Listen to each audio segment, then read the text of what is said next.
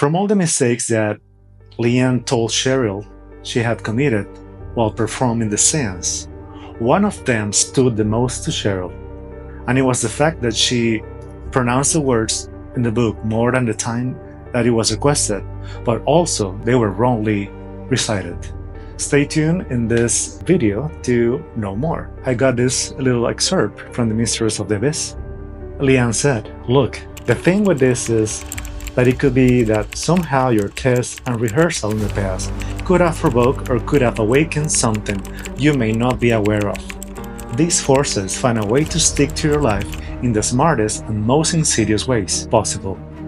So you won't realize when they're rooted deeply in your life, job, in everything you do.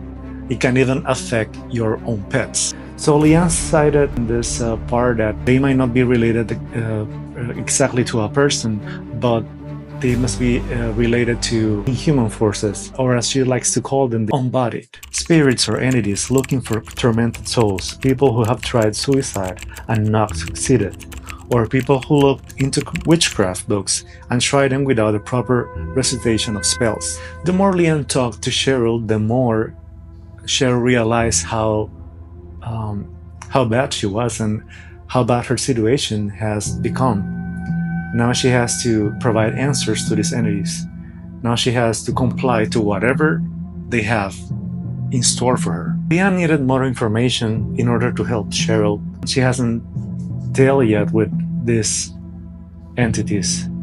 She knows her rituals to provide help to others, but dealing directly with these inhuman forces is gonna be a challenge.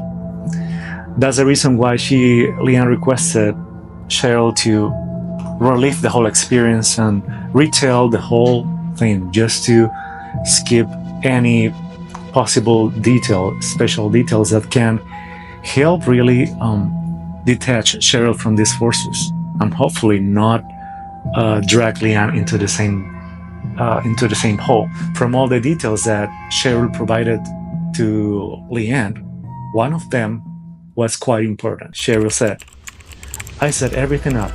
I even used my yoga mat as it is quite comfortable. The funny thing is, after all this, I figured out I was using the same position to perform this ritual as I did for my regular yoga routine. Weird. At the time, I was a little surprised. But anyway, I was determined to get it done. I opened Memento Mori, and after doing a quick review of the pages, I got stuck on something I found very intriguing and interesting. Besides, it was kind of related to what the movie had shown, body splitting or astral projection. Well, it sounded cool to me, so here I was into a topic called transition through smells, sounds, visuals. Basically, you have to follow 10 steps, but while you do each step, you need to focus on the other side, and somehow you will be able to leave your body when completed the steps. I followed every single step. Having nothing else to rely on, I memorized them. The candles needed to be around my body, as some kind of shield against whatever could get into me while I was away. All I could think of was that some of them were unlit, and I wasn't aware because my eyes were meant to be shut. That wasn't a good sign, as I was unprotected. An innocent day of boredom for Sheryl was just the right excuse to delve or to tap into the wrong topics. She was watching a movie. She's very fond of movies. But that day, a movie talking about deities in the African continent, deities to summon wealth, to get protection from bad things, got her to actually release these forces. She went to these books in order to recite the spell, in order to awaken whatever had been sleeping. And she recited the words. She memorized them. So she became one with the book. She gave them her energy. And she sat down on the floor on her yoga mat when, after trial and error, she finally got what she wanted. But also remember, Sheryl's main focus was to prove the existence of the supernatural, to prove, to comprehend and explore whether these practices work or not. Because for Sheryl, they were still a mere dumb practice. It was just something superstitious, something that was just for people who had perhaps nothing to do. But she found out at the end that it was not like that. It was way more than she could have ever imagined. And Sheryl continued. Besides that, I remember I perceived a putrid odor like rotten flesh, which should have been my first red flag, as I had no trash close to me. But a trash truck comes often, so it might be that something just fell off the truck and it's probably already rotting in the street. I just didn't care, since it went away quite fast. Anyway, I finished all the steps and then just waited for something to happen. I then heard 3 voices, and trust me, I've never felt anything like this before, Leann. Not even using the Ouija board had I awakened something like this.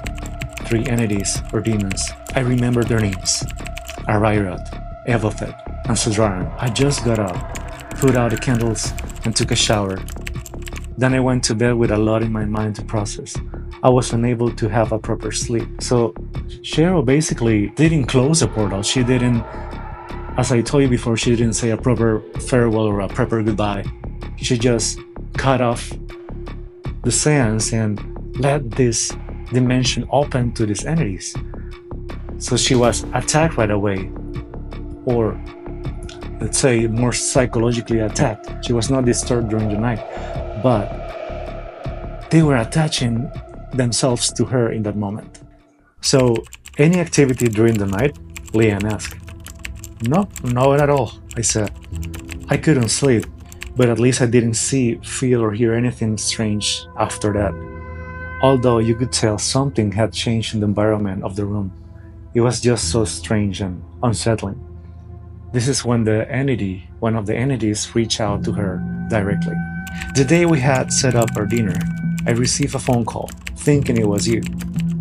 I answered the call, and to my surprise, I swear to God, it was one of the same voices I heard that Saturday. I can't even recall which one it was. I do believe it was Evothet.